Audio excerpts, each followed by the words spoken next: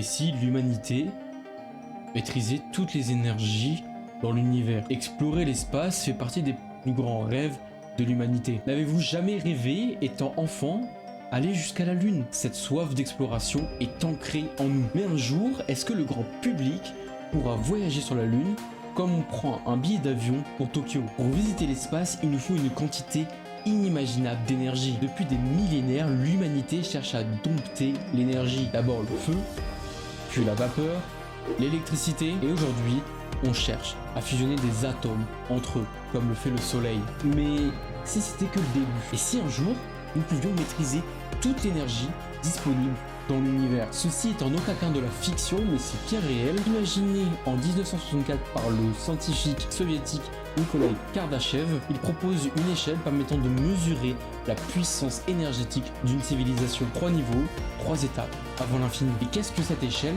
exactement? Nikolai Kardashev a imaginé cette échelle permettant de mesurer la puissance énergétique et l'avancée technologique d'une civilisation. L'idée est simple. Plus une civilisation peut maîtriser l'énergie à sa disposition, plus elle peut évoluer, plus elle peut gérer son environnement et gérer ses crises. Selon lui, il existe plusieurs types de civilisations, dont 3 atteignables et 2 plus théoriques, qui servent surtout à mesurer des niveaux extrêmes, qui surpasseraient l'humanité elle-même et le vivant lui-même. Aujourd'hui, nous allons nous concentrer sur les 3 premiers types de civilisations, celles qui sont à notre portée. Cette échelle va nous permettre à nous, humains, de comprendre où nous en sommes. Et aussi, à quoi ressemblerait notre futur si nous maîtrisions l'énergie de notre planète, l'énergie de notre soleil, et pourquoi pas, un jour, l'énergie de toute une galaxie entière. Alors, où en sommes-nous aujourd'hui? Actuellement, nous sommes encore loin du type 1 sur l'échelle de Kardashev. La civilisation capable de maîtriser toute l'énergie de sa planète. Mais que signifie vraiment devenir une civilisation de type 1? Et comment pourrions-nous atteindre ce stade? C'est ce que nous allons découvrir maintenant.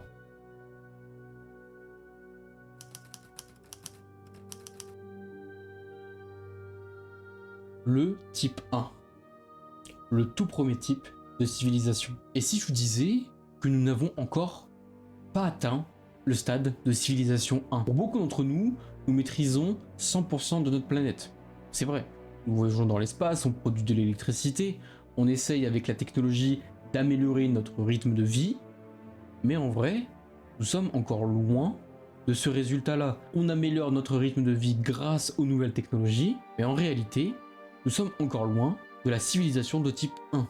Selon l'échelle de Kardashev, nous sommes de civilisation de type 0, une civilisation créée exprès pour nous décrire nous, les humains. Nous sommes plus précisément de type 0,73, selon le calcul de l'astronome Carl Sagan. Je vous montre la formule à l'écran, donc K, qui est le type de civilisation, qui est égal à log base 10 de P, qui est la puissance consommée par notre civilisation. Actuellement, nous, sur Terre, on est à peu près entre 2 fois 10 puissance 13 et 2 fois 10 puissance 16 watts. Donc le tout, moins 6 divisé par 10. Et ceci nous amène au résultat de civilisation 0,73. Alors, comment passer au type 1? D'abord, il faudrait maîtriser la fusion nucléaire. C'est vrai que dans nos centrales actuelles, nous maîtrisons la fission nucléaire, qui est de casser un gros atome en deux pour en extraire l'énergie. Et bah la fusion, c'est l'inverse, c'est on va venir fusionner justement 2 petits atomes pour en créer un plus lourd. Sauf que le problème actuellement, c'est que les réacteurs en laboratoire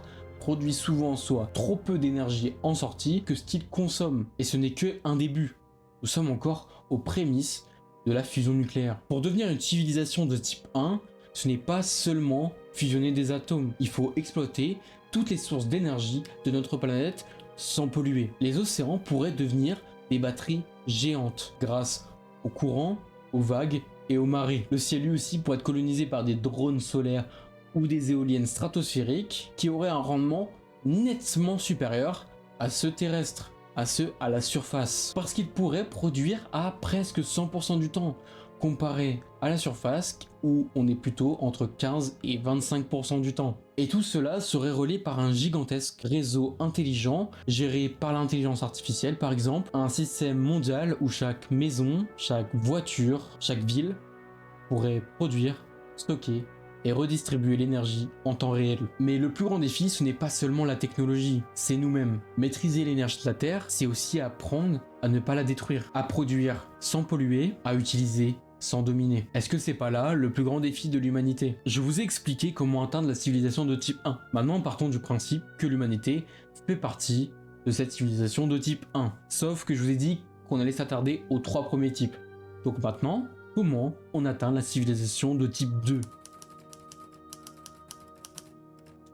Sauf que là, on change littéralement d'échelle. Pour vous donner une idée du fossé qui sépare les 2 types de civilisation, l'échelle de Kardashev suit une courbe exponentielle. Ça veut dire que plus on avance, plus on a besoin d'énergie. Il peut séparer entre 2 étapes des milliards de watts. Pour passer au type 2, il ne suffit plus de maîtriser les énergies de notre planète, mais bel et bien celle du Soleil, de notre étoile. Mais comment capter cette énergie? Comment capter l'énergie produite par le Soleil? C'est là qu'entre en compte la sphère de Dyson. Imaginée en 1960 par le physicien Freeman Dyson, cette idée consiste à entourer notre étoile par de milliers, voire de millions de satellites captant son énergie. Et ce système permettrait à une civilisation d'avoir une quantité d'énergie presque infinie. Mais ça, c'est en théorie. Et entre la théorie et la pratique, il y a un fossé. Dyson a amené 3 versions de la sphère de Dyson. La coquille de Dyson, une grande structure entourant presque l'intégralité du Soleil et captant son énergie à 100%.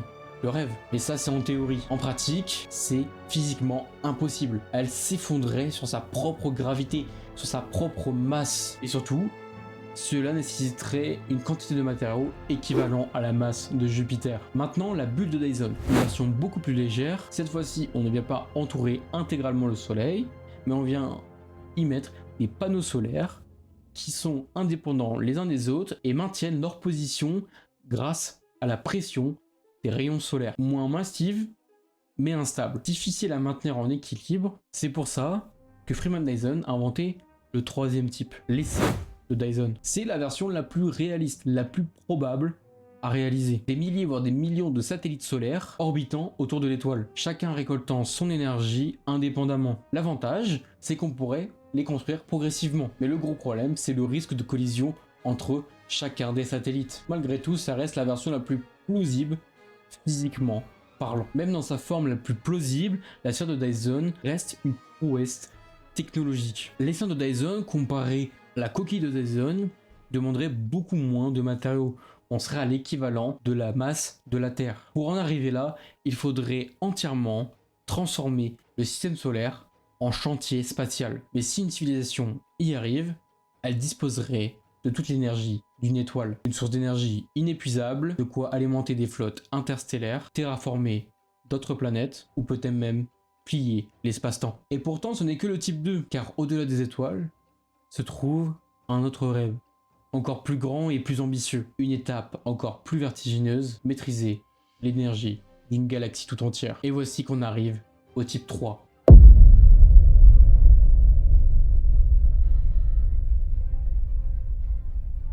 C'est l'ultime symbole de maîtrise énergétique. Une civilisation de ce niveau serait capable d'utiliser l'entièreté de l'énergie produite par toutes les étoiles dans une même galaxie, soit environ 10 puissance 36 watts, soit ce chiffre. À ce stade, la distinction entre magie et technologie deviendrait floue. La civilisation elle-même pourrait paraître à nos yeux divine. Mais comment imaginer une telle société? Pour atteindre ce stade, déjà, il faudrait coloniser plusieurs systèmes stellaires, puis les interconnecter entre eux à des distances pouvant atteindre quelques dizaines, voire milliers d'années-lumière. Des flottes de vaisseaux automatisés voyageant de système solaire en système solaire, construisant des essaims de Dyson autour de chaque étoile qu'ils rencontrent pour en extraire l'énergie. Peu à peu, la civilisation étendrait sa toile énergétique à toute la galaxie, reliant chaque étoile comme un gigantesque réseau galactique. À ce niveau, l'intelligence ne serait plus biologique. Les êtres de type 3 pourraient être des consciences artificielles ou des formes de vie hybrides, capables de vivre des milliers, voire des millions d'années, et de penser à l'échelle du cosmos. Certains scientifiques, comme Michio Kaku, imaginent qu'une telle civilisation pourrait maîtriser les trous noirs, les champs gravitationnels et l'énergie du vide quantique. Si une telle civilisation existerait, elle laisserait forcément des traces. Des galaxies tout entières pourraient sembler assombries car toutes les étoiles la composant seraient entourées de sphères de Dyson, cachant leur lumière visible tout en émettant des lumières infrarouges. D'ailleurs, des astronomes cherchent activement ces signaux, comme le mystérieux cas de l'étoile KIC 8462-852, appelée aussi l'étoile de Tabby, qui a fait brièvement penser à une mégastructure extraterrestre. Mais le plus fascinant, c'est que le type 3 ne pourrait être qu'une autre étape. En maîtrisant l'énergie galactique, la civilisation pourrait aller encore plus loin, créer de nouvelles étoiles, modifier les lois de physique locales, ou même voyager entre les galaxies grâce au tissu de l'espace-temps. Peut-être même qu'à ce stade, le principe lui-même de civilisation est obsolète. À peine au niveau 0,73, nous commençons tout juste à comprendre le feu des étoiles, à rêver de fusion et à tendre nos bras vers Mars. Mais chaque étape de cette échelle de Kardashev, du type 1 au type 3, n'est pas seulement une course à la puissance, c'est aussi une question d'équilibre, d'éthique et surtout d'humanité. L'histoire de l'humanité est celle d'une quête infinie, celle de la connaissance de l'énergie. Aujourd'hui, nous en sommes qu'aux prémices. Nous apprenons encore à comprendre notre planète, à utiliser ses ressources sans la détruire, à équilibrer notre soif de progrès avec notre responsabilité envers le vivant. Mais un jour, peut-être, nous atteindrons la civilisation de type 1. Et puis, si nous survivons à nous-mêmes, nous arriverons à maîtriser l'énergie des étoiles et pourquoi pas celle de la galaxie tout entière. Mais avant de rêver de manipuler les étoiles, il faut apprendre à manipuler la lumière en nous, car notre plus grand obstacle n'est pas la technologie, mais nous-mêmes. La haine, la division, le peur du changement, voilà ce qui freine notre évolution bien plus que la technologie. L'échelle de Kardashev n'est pas qu'une mesure